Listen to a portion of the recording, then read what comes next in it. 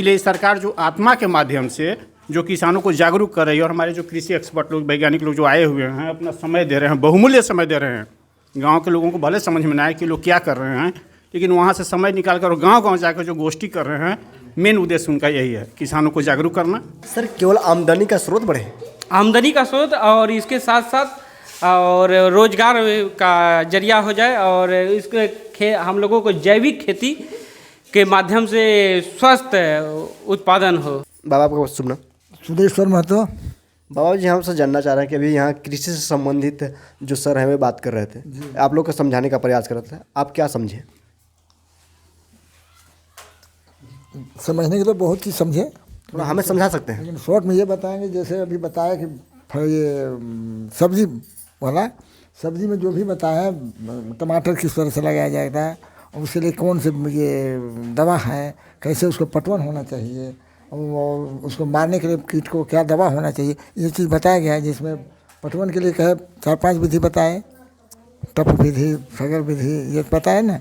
और इसके बाद में बताए आपको ये बीज के लिए, तो बीज के मेड़ बना करके 8 इंची ऊंचा और उस पर भुरका यानी खाद देने के लिए खाद जो दिए हैं 4-5 तरह की खाद बताए, उसको मिला करके उसको भूरा में दे देना चाहिए।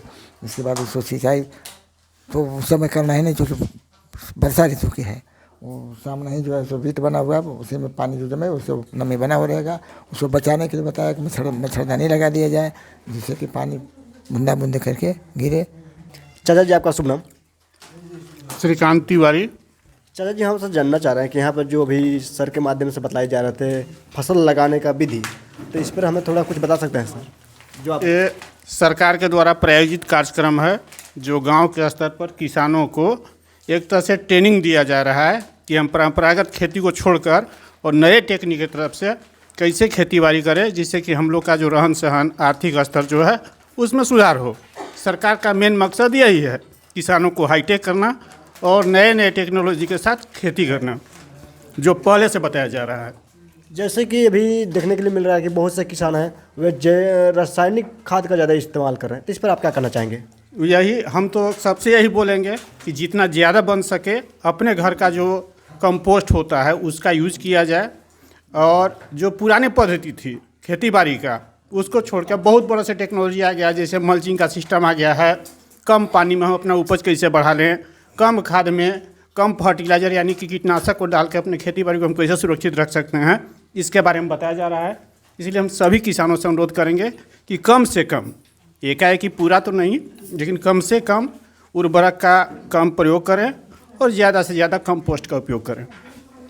चाचा जी, हम आपसे जानना चाह रहे हैं कि जैसे किसान बतला रहे हैं कि जो रासायनिक खाद है उसे बहिष्कार करें और जैविक खाद का तरफ बढ़ रहे हैं, तो क्या लगता है कि जो खेत बंजर हो चुका है, जो खेत ज़्यादातर रासायनिक खादों का सेवन कर लिया है, वह जैविक खादों का से उपज ज़्यादा दे पाएगा? हाँ, सुधार जरूर नज़र आएगा। अगर हम उसका प्रयास करें तो ज़रूर सुधार नज़र आ जाएगा। इसलिए कि इससे भी पहले जो खेती होता था, बहुत पहले जब उर्वरक का आविष्कार नहीं हुआ था, उस समय भी लोग खेती करते थे, और उस समय जो अनाज का जो तत्व होता था, पोषक तत्व जो होता था आदमी के लिए बहुत उपयोगी होता था। और अब जो है, अब हानिकारक तत्व वही फर्टिलाइज़र है और वही कीटनाशक, दो चीज़ जो है यही आदमी के लिए थोड़ा नुकसानदायक हो रहा है। इसीलिए सरकार जो आत्मा के माध्यम से जो किसानों को जागरूक कर रही है और हमारे जो कृषि एक्सपर्ट लोग, वैज्ञानिक लोग जो आए हुए हैं, अपना समय दे रहे हैं, बहुमूल्य समय दे रहे हैं। गांव के लोगों को भले समझ में ना आए कि लोग क्या कर रहे हैं, लेकिन वहाँ से समय निकाल कर गांव-गांव जाकर जो गोष्ठी कर रहे हैं, मेन उद्देश्य उनका यही है, किसानों को जागरूक करना कि कैसे हम अपना नए टेक्निक से खेती करें। भैया जी, आपका शुभ नाम? मेरा नाम अजय कुमार भगत हुआ। भैया जी, आप भी तो कृषि कार्य किया करते हैं? कृषि करते हैं। हम आपसे जानना चाह रहे थे कि आप कौन सा फसल उपजाते हैं? सर, फसल तो हम लोग सर खास करके धान, गेहूँ, टमाटर, सब लरो परवार और खेती होता है। और ख़ास करके हम लोग जो रासायनिक जो पदार्थ जो खेती जैसे आता है, खाद बीज जो आ रहा है, वो सबसे खतरनाक कारण है। हम लोग का पीछे होने का कारण यही है कि हम लोग खाद का ज़्यादा प्रयोग कर रहे हैं और खेत हम लोग का बंजर होते जा रहा है। अगर हम लोग घर का जो पहले बूढ़ा लोग करते थे उस तरह अगर हम लोग करें तो अच्छा होगा। बूढ़ा लोग करें, अपना पूर्वज लोग तक कर सकते थे ना? नहीं वो है, फिर भी पूर्वज लोग भी करते थे, वो अच्छा हो जाएगा। हम आपसे जानना चाह रहे हैं कि जो आप लोग रासायनिक खाद का इस्तेमाल करते थे जिसकी वजह से नुकसान हो रहा है और अभी जो आप करने वाले हैं जैविक खाद, इससे आपका ज़्यादा फायदा मिलेगा इससे फ़ायदा मिलेगा सर।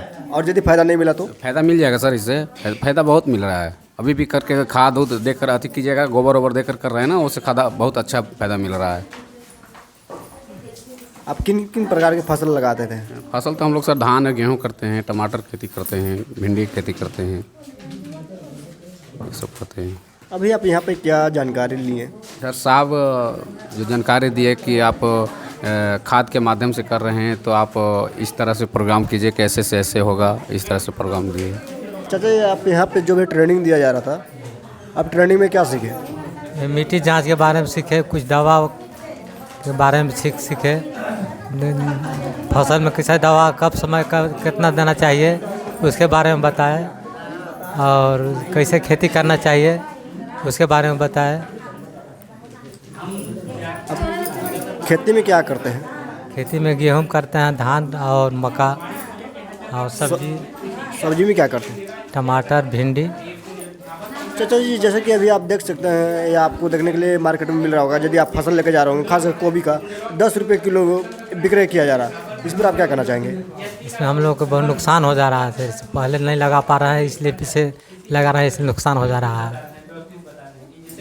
नुकसान हो जा रहा है, नुकसान की वजह पीछे लगा रहे हैं खेती, इसी की वजह हो जा रहा है कि आप लोग ज़्यादातर एक ही फसल लगा रहे हैं, इसकी वजह से। हाँ, वो भी है और पीछे भी हो जा रहे हैं, व्यवस्था नहीं मिल पा रहा है। सर जी, आपका शुभ नाम?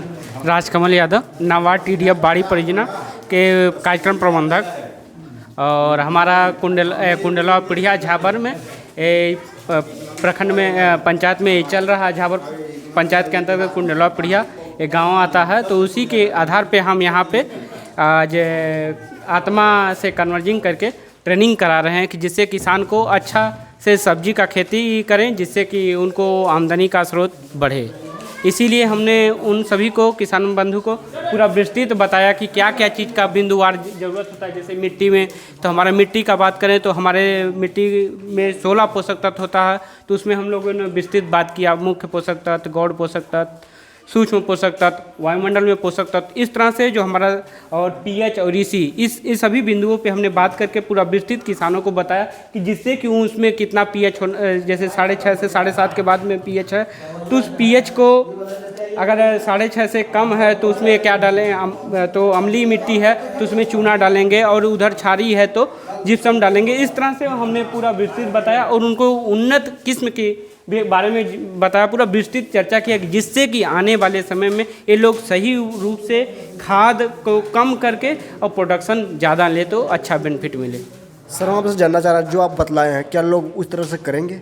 हाँ, करेंगे, पूर्ण विश्वास है, क्योंकि हम इसको डिमोस्ट्रेशन के तौर पे भी फील्ड में कराएंगे। क्योंकि हमारा देखिएगा आप पिढ़िया कुंडलवा में वहाँ पे चल रहा है, हमने व्यवस्थित पूरा पौधे को गड्ढा से कितना खोद के उसको सारे व्यवस्थित पूरा गड्ढा भरने का तरीका, गड्ढा लगाने, पौधा लगाने का तरीका, उसमें खाद डालने का पूरा विस्तृत बता के एक एक किसान के साथ हम लोग लाइन अप करके पूरा करा रहे हैं, और उससे कर भी रहे हैं, और जिससे कि हमारे क्षेत्र में आने वाले समय में आमदनी का स्रोत बढ़े और उससे हम लोगों को सभी लाभुक जागरूक भी हों। सर, केवल आमदनी का स्रोत बढ़े? आमदनी का स्रोत, और इसके साथ साथ और रोजगार का जरिया हो जाए, और इसके हम लोगों को जैविक खेती के माध्यम से स्वस्थ उत्पादन हो।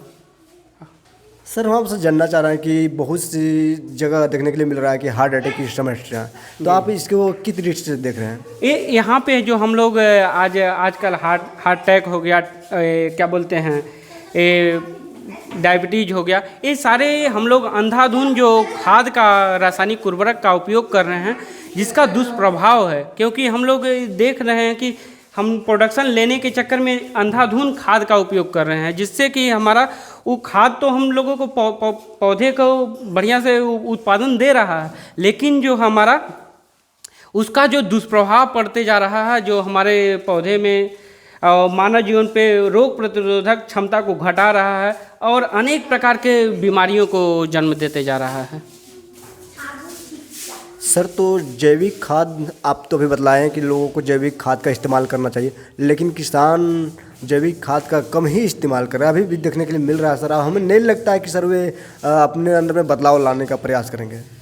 देखिए सर, उसमें हम लोगों को उनको दिखाना होगा टेक्निकली करके कि जैविक से बना के उनको अभी हम इस तरह से समझाएं भी। देखिए कि किस तरह से अगर आप मिट्टी को डाल रहे हैं तो अब खाली मिट्टी डालेंगे तो उसमें जड़ का क्या विकास हो रहा है, और आधा मिट्टी आधा गोबर डालते हैं तो गोबर का खाद डालते हैं तो कैसा विकास होता है, और एक हिस्सा मिट्टी और एक हिस्सा गोबर डाल रहे हैं, 3 हिस्सा मिट्टी डाल रहे हैं और खाली केमिकल और ये सब डाल के कर रहे हैं, तो सभी लोगों ने उसको एक्सेप्ट किया कि जो हमारा 50-50 मिट्टी डाले हैं उसमें जड़ पूरा बढ़ेगा और उस तरह से होगा।